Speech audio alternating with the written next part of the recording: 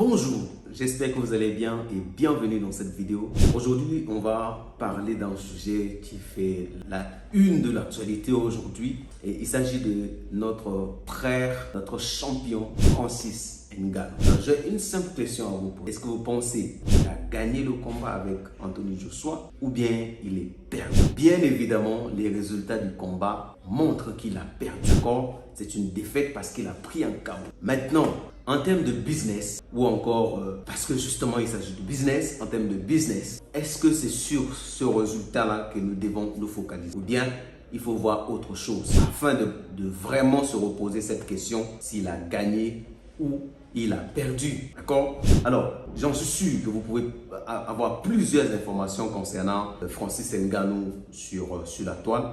Mais ici, je vais partager quelques principes simples dans le business que vraiment vous pouvez retrouver dans ce qui se passe ou encore dans ce qu'il a pu mettre en place jusqu'aujourd'hui. Francis Ngannou, c'est un jeune Africain comme tout autre Africain qui ont pris le risque de traverser la mer ou encore de désert pour arriver en Europe avec un seul objectif, de réussir sa vie. La vision qu'avait Francis Ngannou, c'est d'arriver en Europe et d'après c'est dit justement de réaliser son rêve qui était de devenir champion du monde de la boxe. Parce que justement en regardant son icône ou encore son idole Mike Tyson, il se disait qu'il peut faire pareil. Mais entre-temps, il fallait fixer les objectifs qui sont réalisables et atteignables. D'accord? Dans le business, c'est justement quelque chose de très important pour aller loin. Avoir les objectifs qui sont clairs, qui sont atteignables et dont vous avez pour l'instant la possibilité d'y arriver. Et il a rencontré par là le chemin d'un monsieur ou encore de plusieurs d'autres que je ne connais pas. Mais celui qui est mis en avant, c'est monsieur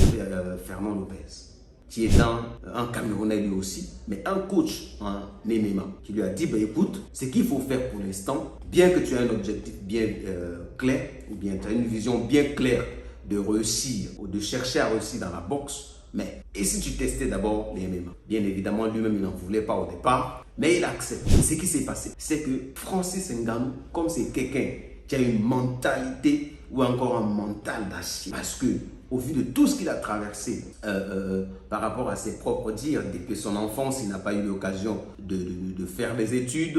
Et dans sa jeunesse, il a eu à faire pas mal de petits boulots qui ne sont pas vraiment des boulots qu'on peut recommander ou bien des boulots qu'on peut être fier. Parce que être creuseur de sable, c'était quelque chose que vraiment on fait par manque de choix. Mais malgré ça, il a pu traverser et arriver sur place. On lui propose justement de se battre. Se battre, c'est quelque chose qu'il a l'habitude de faire parce que l'Afrique l'impose de se battre tous les jours. Bien évidemment, sa condition physique lui met dans une bonne posture parce que le travail de creuser des sables demande vraiment des efforts physiques. C'était comme quelqu'un qui était déjà entraîné avant d'aller en France. Il a commencé dans les MMA, il a gagné pas mal de combats. Il en a perdu certains combats jusqu'à ce qu'il est devenu le champion incontestable de l'UFC, une grande organisation en ce qui concerne des combats. Et donc, seulement, jusque-là, Francis Ngannou n'a pas encore atteint son but ou encore n'a pas encore réalisé son rêve qui était de devenir boxeur ou encore champion dans le monde de la boxe anglaise. Et donc, étant champion, il y a aussi autre chose, c'est que Francis Ngannou n'a pas traversé des mers, des océans pour aller en Europe afin de gagner des miettes. Justement, ce qu'on lui payait en tant que champion du monde, l'homme le plus fort du monde à l'heure actuelle, ce qu'on lui payait à l'UFC, ça ne lui convenait pas. Et donc le monsieur demande justement une augmentation et impose certaines conditions pour améliorer ses conditions de vie, pour se mettre toutes les conditions de sécurité possibles afin d'être rentable, ce qui n'était pas tolérable pour l'organisation qui est l'UFC. Et le combat avec Dana White, qui est le président de l'UFC, commence là. Jusqu'à ce qu'ils lui ont proposé un salaire qu'ils n'ont jamais proposé à un champion au niveau de l'UFC. Mais tout en refusant d'autres conditions qu'il exige. Il dit non, s'il n'y a pas ça, je ne peux pas évoluer avec vous. Et il dit, okay, si c'est pas ce que tu veux, je vais te laisser partir. Il a terminé son contrat, il est parti. Tout le monde disait, Francis c'est fou, il est trop gourmand, il cherche, il veut exiger beaucoup trop de choses, alors qu'au lieu de se contenter de ce qu'il gagne, mais le monsieur avait son objectif. Il est resté pendant 1 an sans boulot. Pour vous dire, tout business que vous allez lancer ou encore tout business que vous avez eu le succès, ce n'est pas sûr que vous réussissez dans ce business-là toujours. Il va y avoir des moments de pause où il faut que vous changez de cap. Quand je parlais tout à l'heure d'un thème d'objectif, l'objectif fixé avec Fernand Lopez pour l'emmener à être champion de l'UFC, c'est un objectif qu'ils ont eu à atteindre. Un objectif atteint. Maintenant, il faut passer à un autre palier. L'autre palier, c'était de trouver un moyen de gagner plus d'argent. Parce que ce que l'UFC proposait, c'était pas c'était dans les environs de 600 000 $, mais vous pouvez trouver des bonnes informations sur la toile. Mais ici, je montre vraiment le fond de la chose. Le fond. Et jusqu'à ce que Francis Ngannou trouve une organisation qui lui propose un contrat avec toutes les exigences qu'il a mises sur la table et qu'ils acceptent. Et parmi ces exigences, c'était justement la possibilité qu'on lui donne de faire d'autres combats dans le milieu de la boxe. Parce que là-bas, les combats payent plus cher. Parce que les combats là-bas sont beaucoup plus rentables que les combats dans le MMA. Ici, nous voyons que l'objectif, bien que Francis Ngannou, c'est un champion et qui gagne beaucoup d'argent, 600 000 $, c'est pas rien, mais son objectif de développer sa vie, de prendre soin de sa famille, de prendre soin de sa propre et d'être une référence en Afrique, c'est quelque chose qu'on ne peut pas atteindre avec les faibles revenus qu'il touche. Il fallait quelque chose de constant. Et lui, il savait que posture où il est actuellement en tant que champion, il a droit de gagner plus que ce qu'il gagnait. Et dans ses ambitions, il fait l'entrée dans le monde de la boxe. Bien évidemment, quand quelqu'un change d'un domaine à un autre, naturellement, il est recommandé de recommencer en bas de l'échelle et graver les échelons au fur et à mesure. Mais comme Francis Ngannou sait qu'il est âgé, qu'il n'a pas beaucoup de temps d'aller commencer en bas de l'échelle pour pouvoir monter, il se sert de ce qu'il a déjà comme une autorité de champion pour entrer dans un autre domaine. Vous pouvez gagner beaucoup d'argent dans un domaine et à un moment donné, vous allez voir que ce domaine n'est plus rentable. Il faut que vous changez un autre domaine. Ben, c'est ce que vous avez gagné dans ce domaine-là que vous allez mettre pour investir dans un autre domaine. Donc ici, il n'a pas débuté avec les deux côtés en même temps. C'est pas qu'il faisait en même temps les MMA et en même temps la boxe. Non, il a choisi d'abord les MMA parce que les objectifs étaient facilement atteignables. Et il a atteint ses objectifs.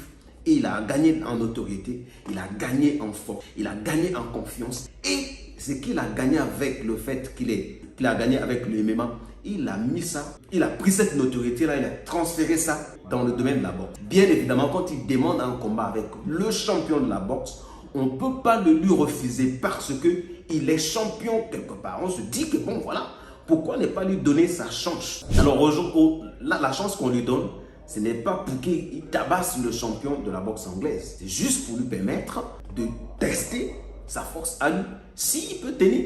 Et en même temps, qu'est-ce que ça fait? Ça lui permet de réaliser son rêve, qui est de devenir boxeur international ou champion de la boxe. Il se trouve que le combat qu'il fait avec le champion incontesté, Tyson Fury, c'est un combat que tout le monde ne s'attendait pas qu'il réalise autant d'exploits. Donc, d'une façon ou d'une autre, il a dû humilier le milieu de la boxe. Il dit, vous tous qui êtes en bas, je peux vous tabasser parce que votre champion, je l'ai envoyé par terre. Et le monde de la boxe, c'est un monde qui draine beaucoup, qui draine les paris, qui draine les lobbies et qu'on ne peut pas permettre que quelqu'un quitte de notre discipline et venir dans la discipline de la boxe et gagner de combat. Et ça allait être quelque chose que tout le monde va vouloir faire. Mais entre-temps, le combat a eu lieu par des décisions d'arbitre. On donne la victoire qui est Tyson Fury. Mais ce dernier atteste que Francis est quelqu'un qui est fort et qui peut tenir dans la boxe anglaise. Et vous tous, vous avez vu le combat et vous savez qu'il aurait pu gagner. On aurait pu lui donner la victoire. Justement, on ne pouvait pas faire ça parce que tu viens d'arriver. Il faut commencer en bas. Mais entre-temps, on te donne la possibilité de gagner de l'argent. C'est que l'investissement que Francis Ngannou vient faire dans la boxe lui a permis, en un seul combat avec Fury, de gagner 10 millions de dollars. Un seul combat lui a permis de gagner 10 millions de dollars. Alors que les combats qu'il faisait à l'UFC ne nous permettaient pas de gagner ça. Entre-temps, il n'a pas encore repris ses combats de MMA dans la nouvelle organisation qu'il a rejoint. Donc imagine, il gagne 10 millions de dollars. Et s'il arrive à avoir un autre combat à côté, ben, il gagne bien plus que ce qu'il aurait pu gagner s'il était resté à l'UFC. Pour dire que si il y a un temps où il faut que vous partiez, il faut que vous passiez à autre. Le travail que vous faites pour quelqu'un, on vous paye un salaire aujourd'hui, ce n'est pas ça qui va vous rendre riche. Il faut que vous preniez certains risques que tout le monde n'est pas prêt à prendre. C'est ces risques-là qui vont vous rendre riche. C'est ce que Ngannou a fait. Mais comme il fallait laver l'image de la boxe, il fallait trouver quelqu'un qui va remettre les pendules à l'heure. Et pour ça, on a trouvé la personne de Anthony Joshua.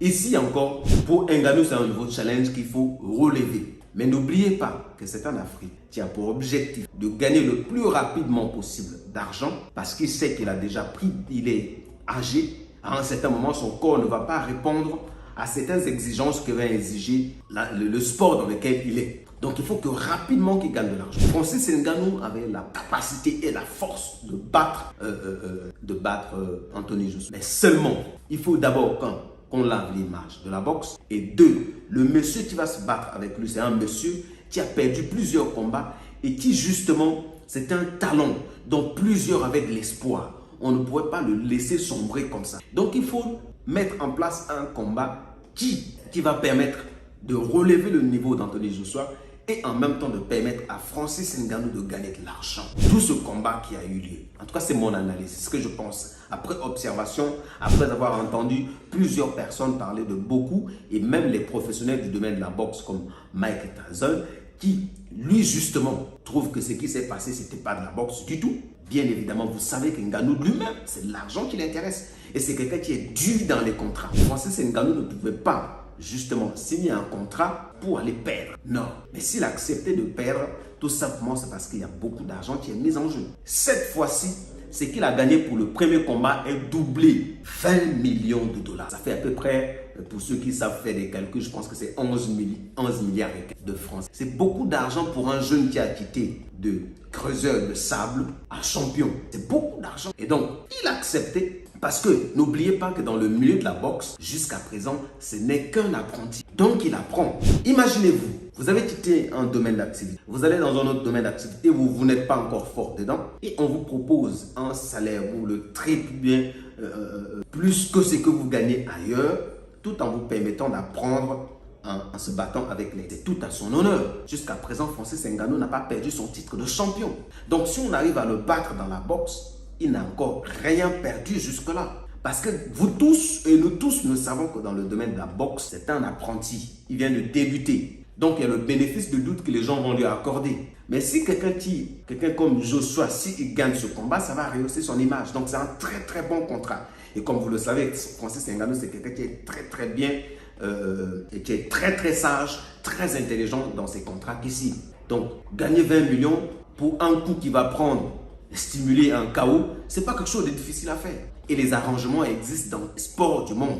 Et quand vous voyez la défense de Francis Ngannou, quand vous voyez même l'état d'esprit qui rentre dans ce combat-là, vous vous dites, mais non, même les coups, les 2 coups qu'il est tombé, vous allez regarder ça bien, vous allez voir qu'il y a certains même ne l'ont pas bien touché. Et après le combat, vous ne voyez pas que Francis Ngannou est amoché comme il a fait pour Fury. Parce que quand vous regardez le combat après Fury, il faut regarder son visage. Il est bien cabossé. Mais Francis Ngannou, ce n'est pas le cas. Le combat a été abrégé en 2 rounds, justement pour donner l'image que bon, Joshua c'est quelqu'un qui est fort et en même temps montrer que bon, Francis Ngannou a beaucoup de choses à prendre. Mais qu'est-ce qui se passe derrière? L'intention derrière. On dit dans le livre de 48 lois de pouvoir, il y a une loi qu'on dit, il ne faut pas montrer toutes tes intentions à tes adversaires. Il faut dissimuler ses vraies intentions à tout le monde.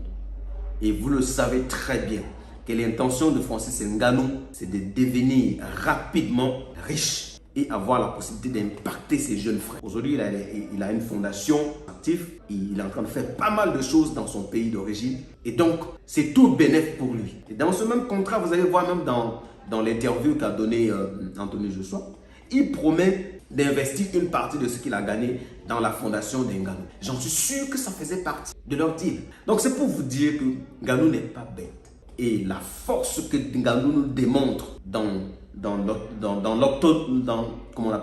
l'octogone de l'MMA, ce n'est pas ce qu'il nous a montré pendant le combat avec Anthony Joshua. Parce que Ngannou, c'est quelqu'un qui est déterminé.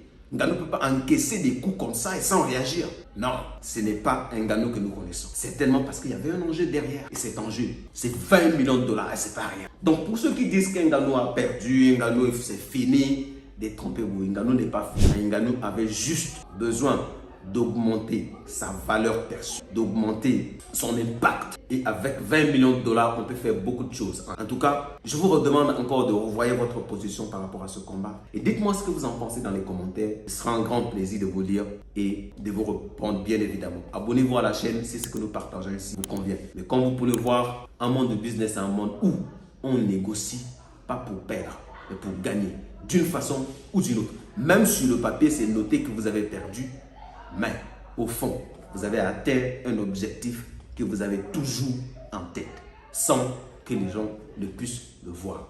On se dit à très bientôt. Ciao, ciao.